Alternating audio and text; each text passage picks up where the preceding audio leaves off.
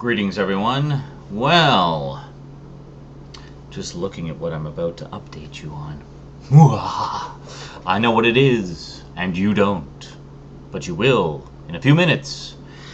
Today, we go green with Marvel. Yes, more Marvel Mania today on the Multimedia Chronicles.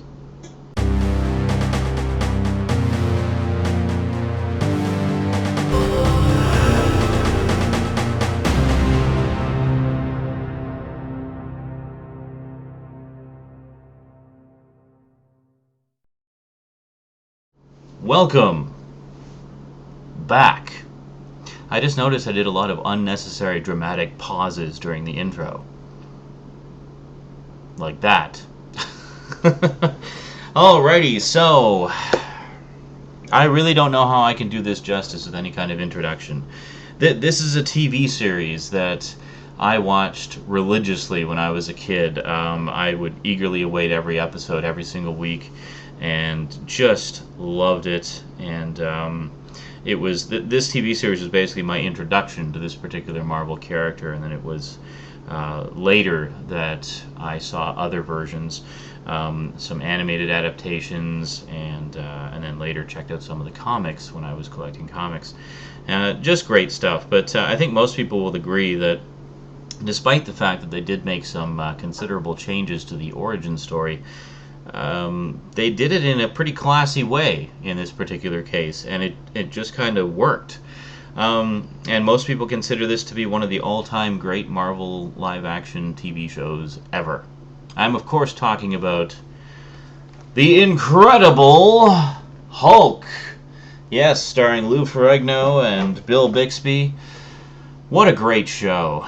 And I actually have owned a few volumes of this over the years. Before they put out the complete series set, they actually put out just a few random volumes. There was one that had the original pilot movie, and then I think the second season premiere movie, which was another two-part story. And it was great because in addition to the movies, they also had commentaries by what's his face, Kenneth Johnson, who was the primary producer and executive producer and creator of the series. And it was great stuff. It was just I was really impressed by just how well the show holds up, because they treated the subject matter very serious. And apparently Bill Bixby had a lot to do with that. When he was approached to do it, he really liked the pilot script, and then they got the go ahead to do a second TV movie, I believe, and then it went to full series. And he said, I'll be happy to do the series provided you keep it dark, psychological, and serious like the pilot was and like the second movie was. And Kenneth Johnson said Ken Russell is a director of very twisted movies, completely not Kenneth Johnson at all. And Kenneth Johnson basically said, yeah, that's cool, because that's basically the direction we want to go with it. So Bill Bixby was like, awesome, well, I'm right on board. And that was that, and then history was made. So The Incredible Hulk lasted, I believe, 4 seasons of varying length.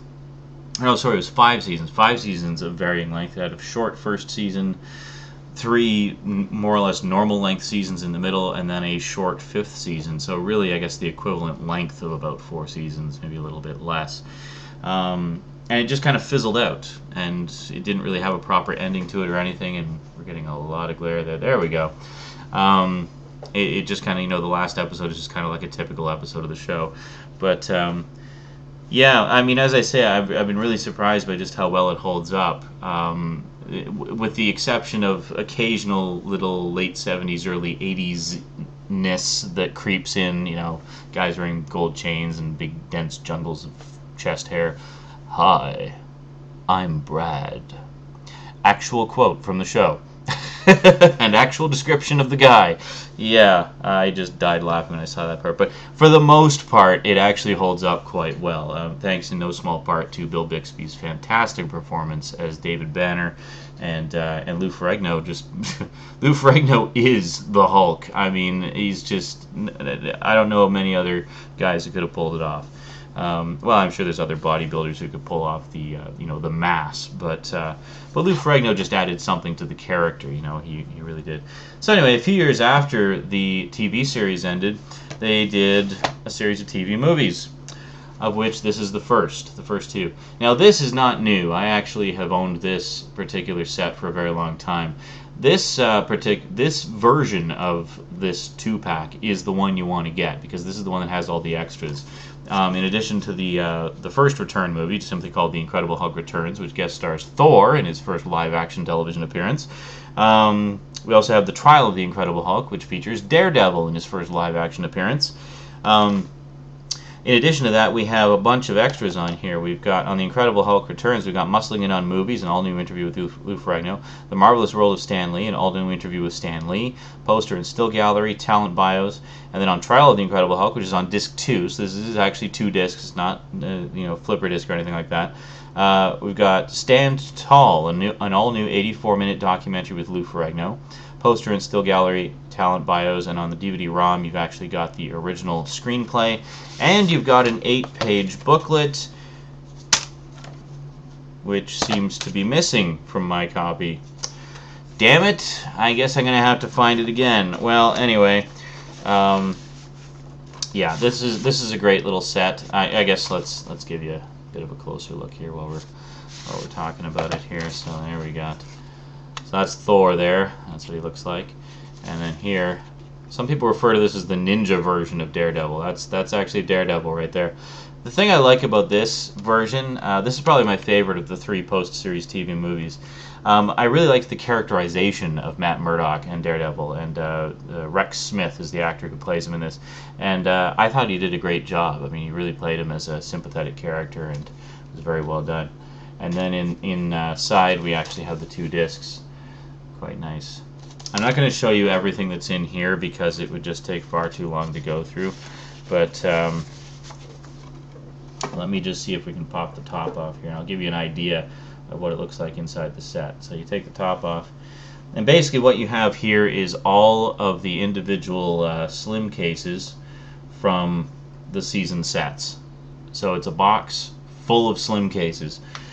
Which is great. I mean, it means you get all the artwork for the individual disc cases that you got if you bought the individual season sets. It also means basically you're not getting any new content that you won't already have if you have the season sets. So if you've already got the 5 sets, there's really no point in getting the complete series set other than to have everything in a box, I guess. But and it is pretty impressive looking. But there's absolutely no difference in the content. Everything that was on the individual sets is in here. The individual sets are all single-sided discs. They're all single-sided discs here, so there's really no reason to get it if you already have the others. And then finally, of course, we have the Death of the Incredible Hulk, which was the final post-series movie. And kind of sad story. Bill Bixby was actually battling cancer at the time, and there were plans to do another Hulk movie called The Rebirth of the Incredible Hulk, but sadly Bill Bixby passed away before that could happen. So here we go. So on that note, at least we do have a final ending to the series, and it is a very final ending. So let's just move this over and maybe put that there. The Hulk is so massive he barely fits on the music stand. There we go. That looks pretty good. So there we go. So that's all, I believe, 84 episodes of the Incredible Hulk TV series, complete and uncut in their original broadcast form. Lots of extras on there, too. There's like documentaries, there's a gag reel, and all kinds of great stuff. So sure to please fans. And then the first 2 TV movies and the final TV movie. So between this, we have the complete saga of the original 80s live-action Hulk series. Then, of course, there was quite a few animated versions over the years. I know in the UK they actually have a complete box set that has the complete 60s series, the complete 80s series, and the complete 1996 series of the Incredible Hulk. Here we've got far less. I'll go into some of the 80s and 60s series stuff another time. But we did get this, which is, I think, the first 4 episodes of the 1996 series, and that's it. That's all we got. It's just a few episodes. no insert. And yeah, so you know, something is better than nothing. And that's pretty much it. And then, of course, more recently, we've had a couple of direct-to-DVD and Blu-ray movies. The first of which was this one, Hulk versus. So this is Hulk versus Wolverine and Hulk versus Thor. I've so far only watched the Hulk versus Wolverine segment. By the way, this is the one I got, was listed for $10, and I basically got for free from that pawn shop deal I was telling you about in the previous update video. Not too shabby, and with the slipcover. I was kind of surprised that the case wasn't green. I know a lot of other Hulk releases, they've made green cases. So here we have a nice embossed, kind of shiny case. Let's see if you can see that. And then on the back, there you go. They recently re-released Hulk versus in individual volumes, at least on DVD. I don't know if they did that with the Blu-ray. Yeah, I mean, you're spending more than you need to with that, and honestly, I think the cover for the 2-pack looks better than the individual ones. So, yeah, track down the 2-pack if you can, and on Blu-ray if you can as well, because it looks fantastic. All these modern animation ones look amazing on Blu-ray, and definitely look good. So, yeah, so these are really short. Hulk versus Wolverine is only 37 minutes. Hulk versus Thor is 45 minutes. So it's like barely like 2 episodes of an hour TV show, you know. But not bad. Good stuff. Everybody I talk to says, yeah, the Wolverine episode is better. I'm like, okay, cool. You're probably right.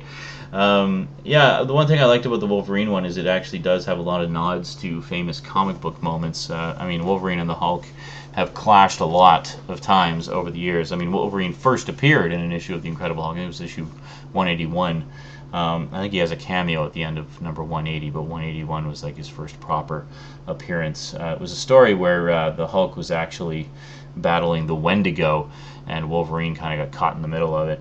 And that was our introduction to everyone's favorite Canadian. Yeah, so pretty cool stuff. So this basically, as it stands right now, is my almost complete collection of Incredible Hulk stuff on Blu-ray and DVD. Well, I guess I can show you the one other one that I have. Why not? Why not? This, of course, does not include all the various Avengers appearances, because the Hulk is, of course, a member of the Avengers, and you know, he's appeared in all the Avengers movies and the current TV show and stuff like that. So I don't include that. I'm talking just solo Hulk stuff. So the other solo Hulk thing I've got is this, The Incredible Hulk When Monsters Meet. And this actually features an episode, a whole entire episode of the 80s, the 1982 animated series, which I really liked, actually. That was probably my favorite of the animated shows for a very long time. I think just because it was so faithful to the comics. This is actually part of a series of re-releases of a collection of VHS releases from many years ago. The DVD editions are just straight ports of the content from the VHS releases, no changes whatsoever. In fact, the quality kind of looks like they're from old VHS releases, so I don't know what their source was, but it definitely is not on par with some of this other stuff here. Well, all of this other stuff, really. But it's nice just to have at least a few of those cartoons in some form. So basically this has, I think, one episode. Yeah, it has one episode of the Hulk, and then it has a couple episodes of Spider-Man, and I think they're episodes of the 80s Spider-Man, if I'm not mistaken. But they use the 90s logo just to add more confusion. And some of these volumes that they released have episodes of the 60s Spider-Man, so yeah. So anyway, there's all the Hulk DVDs and Blu-rays that I have. Always looking to get more. I know I still need to pick up Planet Hulk, which is a big one. I understand it was quite good. And of course, I would like to get that UK set as well, that has all 3 of the early animated Hulk shows on it, which would be pretty cool to have. Yeah, we kind of get screwed with the early stuff. You know, the early animated Marvel cartoons here in Canada, well, in just Region 1 land in general. I don't know why that is.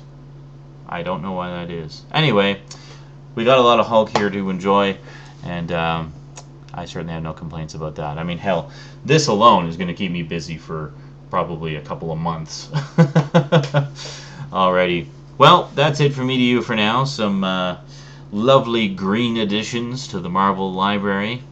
Oh, I should mention the biggest news of all. One of the reasons I picked up the Incredible Hulk Complete series right now, even though I've had my eye on it basically since it came out, is because it just had a huge price drop. It used to go for about $100, $120. Now the regular price, it's not a sale price, the regular price of this set is $30. Yeah, so if you were trying to decide if you wanted the season sets or the complete series set and you don't have either, get the complete series set, man.